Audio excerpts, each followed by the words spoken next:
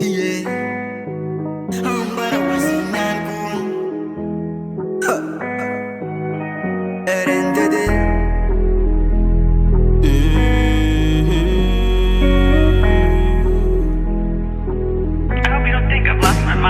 Zavatra ty mba tiako fantatrao, sisy ny asolo anao koa mbola aminaka. Tsy maregny mosaroko midoko ankilanao. Azalahy tegna marigny fa tsisy raha nefiko, midoko ankilanao ny tegna fagniriko. Na de nisy nankarariray foko, ankilanao mipetraka aza mba tsy joko. Tegna marigny fa tsisy raha nefiko, midoko ankilanao ny tegna fagniriko. Na de nisy nankarariray foko, ankilanao mipetraka aza mba tsy joko.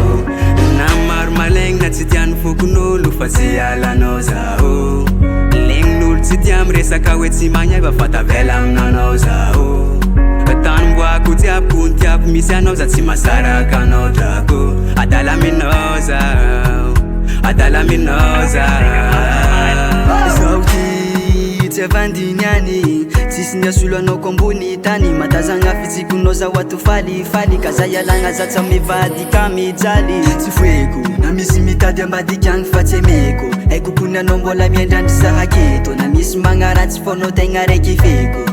Aya milamigny fô zaho ankilanao na diamintseky, mijaly saigny koa tsy ankilanao na vetivety. Tsy avônik'olo maro fa aminao zay tena setry, tsy alako anao na maro fianakaviagna tsy nikevy. Na maro malegny na tsy tian'ny fokon'olo fa tsy alanao zaho.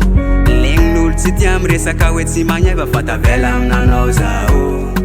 Tany mboako tiapoko ny tiako misy anao za tsy masaraka anao drako. Adala aminao zaho, adala aminao zaho.